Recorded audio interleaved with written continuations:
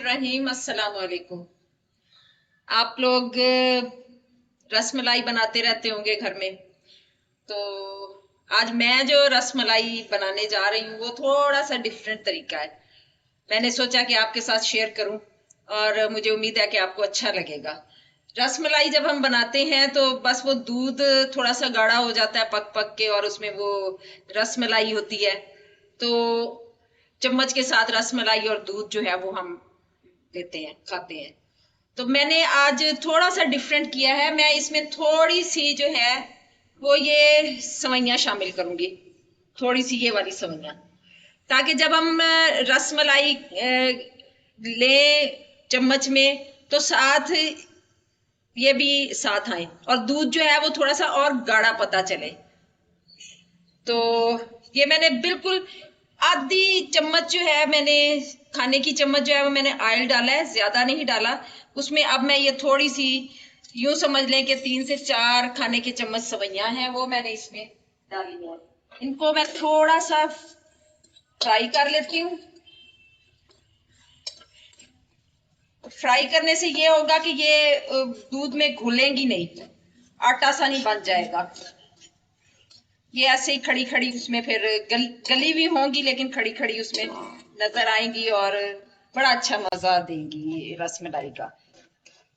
इनको मैंने हल्का सा फ्राई कर लेना है, और फिर इसमें मैंने दूध डाल के रखने के लिए इनको, रसमलाई से पहले मैंने इनको थोड़ी देर पकाना है।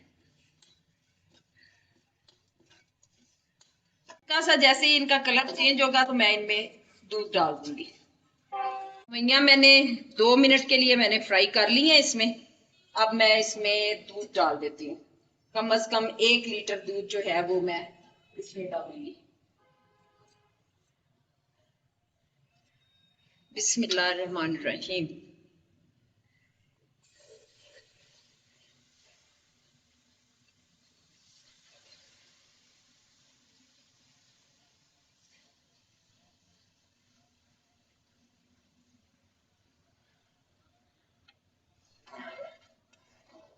ये मैंने इसमें दूध डाल दिया है। अब मैं इसमें आधा कप चीनी का शामिल करके इसको मैं पकने के लिए रख देती हूँ। जैसे जैसे ये सवैयां गल जाएंगी और दूध भी जो है वो पक के थोड़ा गाढ़ा हो जाएगा, फिर इसमें रसमलाई जो है वो डालेंगे। सवैयां इसमें दूध में पक चुकी हैं, तकरीबन गल गई हैं, कच्ची नहीं है। और दूध भी जो है वो भी थोड़ा सा गाढ़ा हो गया। वैसे आजकल जो दूध मिल रहे हैं ना, उनको गाढ़ा करने के लिए 1 दिन चाहिए। तो चूल्हे पे पकता रहे सारा दिन तो फिर कहीं जाके वो गाढ़ा होगा। चलें, बहरहाल इसी से ही हम लोग कुछ ना कुछ बना लेते हैं। अब ये मैंने रसमलाई तैयार कर ली है, तो ये अब मैं इसमें डाल देती हूँ सारी, आराम आराम से एक एक करके।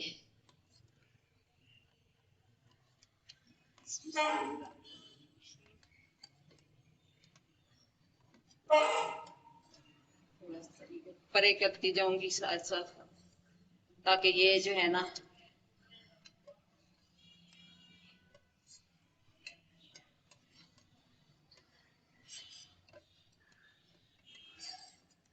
अब मैंने इनको बस ऐसे ही छोड़ दूंगी ताकि ये पक के गल जाएं। अभी इनको मैंने चमचा नहीं चलाना, वरना ये टूट जाएंगी इसी में। थोड़ी देर इनको मैं 3 से 4 मिनट पकने देती हूँ, फिर चम्मच से हिलाऊंगी। अल्हम्दुलिल्लाह और माशाल्लाह, कैसी जबरदस्त रसमलाई तैयार हुई है। कैसे कितने रंग नजर आ रहे हैं आपको इस कढ़ाई में। फूल के रसमलाई जो है वो बिल्कुल तैयार हो गई है, ये देखें बिल्कुल रेडी है। सवैयां भी इसमें गल चुकी हैं, और आप देख रहे होंगे कि दूध में कैसे बिखरी बिखरी निखरी निखरी सवैयां जो हैं वो नजर आ रही हैं। अब जब हम इसको, मैं अब इसको निकालती हूँ और ठंडा करके तो फ्रीजर में रखती हूँ, ताकि ये अच्छी सी ठंडी हो जाए, फिर हम इसको एंजॉय करते हैं। और जब ये ठंडी होगी ना, मैं उस वक्त भी आपको दिखाती हूँ कि अब इसकी लुक कैसी है। अल्हम्दुलिल्लाह, आप دیکھ رہے ہوں گے بڑی زبردست سی رس ملائی تیار ہو گئی ہے. اس کو میں نے پستے اور بادام سے اس کی میں نے گارنشنگ کی ہے، تو بہت ہی زبردست نظر آ رہی ہیں اور یقین مانے کہ کھانے میں بھی بڑی زبردست ہے. پہلے تو یہ اب تک رہا ہے نا کہ صرف دودھ ہوتا ہے اور ساتھ رس ملائی ایک پیس پڑا ہوتا ہے. آپ اس طریقے سے ذرا سا 5 سے 4 چمچ جو ہیں وہ آپ سوئیوں کے اس میں ساتھ شامل کر دیں. پھر آپ اس کا ٹیسٹ دیکھیں، اس کی لک دیکھیں کہ زبردست. کسی کے سامنے بھی آپ یہ سویٹ ڈش رکھیں گے تو اس دیکھنے میں ہی بڑی زبردست لگے گی اور ہر بندہ جو ہے وہ پوچھنے پہ مجبور ہو جائے گا کہ یہ کیا چیز بنی ہوئی ہے اور کیسے بنائی ہے. اور ذائقہ تو زبردست ہے.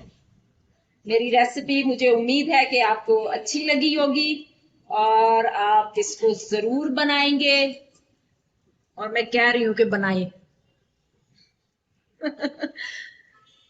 پسند آئے گی سب کو، تو آپ ہمیشہ اسی طرح ہی بنایا کریں گے. پھر میری ریسیپیز کو اپنے جاننے والوں کے ساتھ شیئر کیا کیجیے پسند آئیں تو، اور میرے چینل کو سبسکرائب کریں. اللہ تعالی ہم سب کا حامی و ناصر ہو. اللہ حافظ.